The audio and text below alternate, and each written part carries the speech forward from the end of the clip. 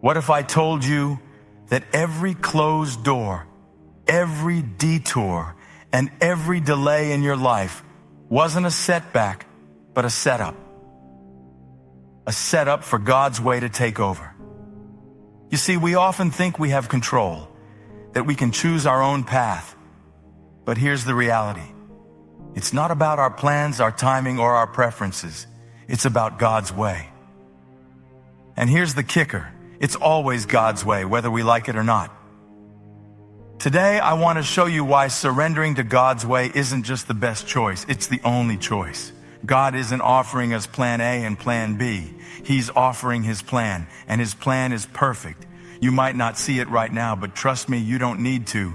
God doesn't need you to understand it. He just needs you to trust it. Today, I want to help you see why sometimes God's way doesn't look like the easy way. It doesn't always make sense, does it? Think about Abraham in Genesis 12. God told him, "Leave your country, your people, and your father's household, and go to the land I will show you." Did you catch that? God didn't even tell him where he was going. Abraham had no GPS, no map, no 5-year plan, just a promise. And Abraham obeyed. Why? Because Abraham knew something we all need to remember. God's way is always the best way, even when we don't have all the details. Let's be real. God's way can feel uncomfortable.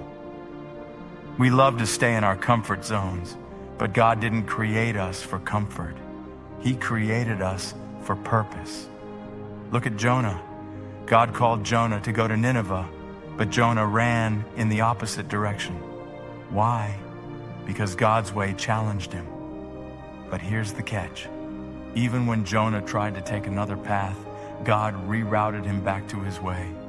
You can't outrun God's plan. His way may stretch you, but it will never break you. It will build you. Sometimes we think, if I follow God's way, will he really provide? Oh, let me tell you, God doesn't just provide, he over-provides. Remember the story of Elijah in 1 Kings 17? There was a famine in the land, but God sent ravens to bring Elijah bread and meat every morning and evening. Ravens. God will use the most unexpected ways to provide for you when you're walking in obedience to him. Provision always follows purpose. Isaiah 55:8-9 says, "For my thoughts are not your thoughts, neither are your ways my ways, declares the Lord." That's a humbling reminder, isn't it? We think we know best. We want to plan our lives, make our own decisions, and call it freedom. But true freedom is found in surrendering to God's higher ways. His plans are so much greater than anything we could ever imagine. Stop fighting for control and start trusting the one who holds the whole world in his hands. Walking in God's way requires faith. It's not about what you can see, it's about what you believe. Look at Peter in Matthew 14. When Jesus told him to step out of the boat and walk on water, Peter had a choice. He could stay in the safety of the boat or trust Jesus and step into the impossible. And when Peter trusted, he walked on water. God's way doesn't always align with our expectations. Think about Mary, the mother of Jesus. In Luke 1, when the angel told her she would conceive the Messiah, she was just a young, ordinary girl. This wasn't in her life plan. Yet Mary's response was, "I am the Lord's servant. May your word to me be fulfilled." Luke 1:38. Mary teaches us that even when God's way seems unexpected or impossible, our response should be obedience and trust, because his way is always greater than what we imagine. Oh, we don't like waiting, do we? But sometimes God's way includes seasons of waiting to prepare us for what's next. Think about Joseph in the book of Genesis. He had a dream that he would rule, but then he was thrown into a pit, sold into slavery, and imprisoned for years. It didn't make sense at the time, but every delay was part of God's plan to position him for his purpose.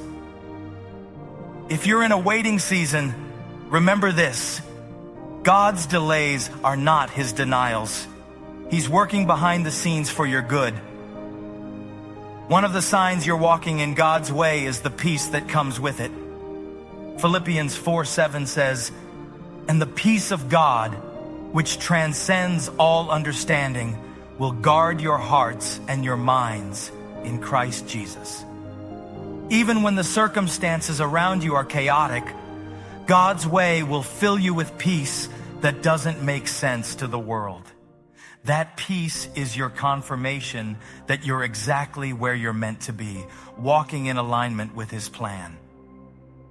When we choose God's way, we can't stay the same. His path always leads to transformation. Romans 12:2 tells us, "Do not conform to the pattern of this world, but be transformed by the renewing of your mind." God's way takes us from who we are to who he created us to be. It's not about behavior modification. It's about heart transformation. You won't just look different. You'll be different, full of purpose, joy, and the power of his Spirit. God's way isn't for the faint of heart. It takes courage. When Joshua was about to lead the Israelites into the promised land, God told him repeatedly, "Be strong and courageous." Joshua 1:9. Why? Because stepping into God's promises often means stepping out of your comfort zone.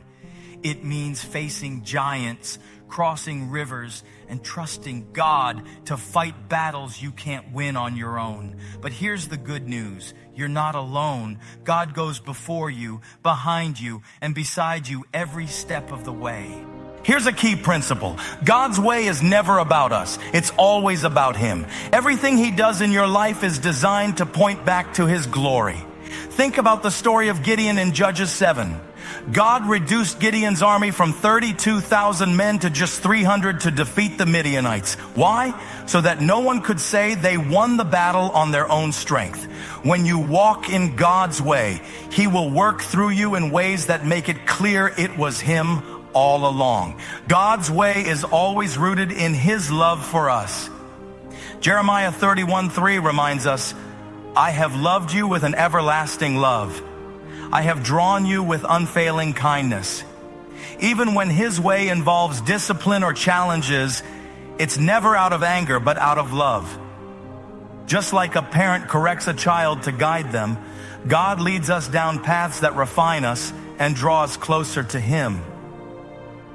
His love is the foundation of every step he calls us to take. Here's the best part. God's way always ends in victory. The cross is proof of that. When Jesus died, it looked like defeat. But 3 days later, the resurrection declared God's ultimate victory over sin and death. And because of that, we can walk in confidence, knowing that no matter what battles we face, God's way leads to eternal triumph. Romans 8:37 reminds us, "In all these things, we are more than conquerors through him who loved us."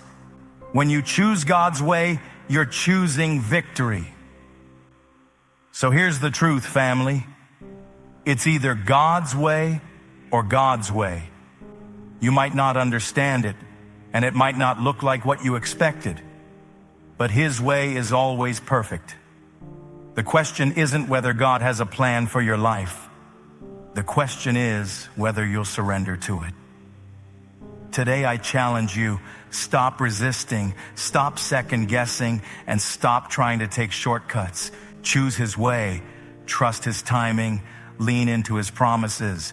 Remember, God's way is where peace lives, purpose thrives, and victory is guaranteed. Now, as we close, let's declare this together. Lord, not my way, but yours. Lead me, guide me, and use me for your glory. Let that be your prayer, your anthem, and your commitment. Walk in his way and watch how he transforms your life. God bless you, and I'll see you in the next message. Keep trusting, keep walking,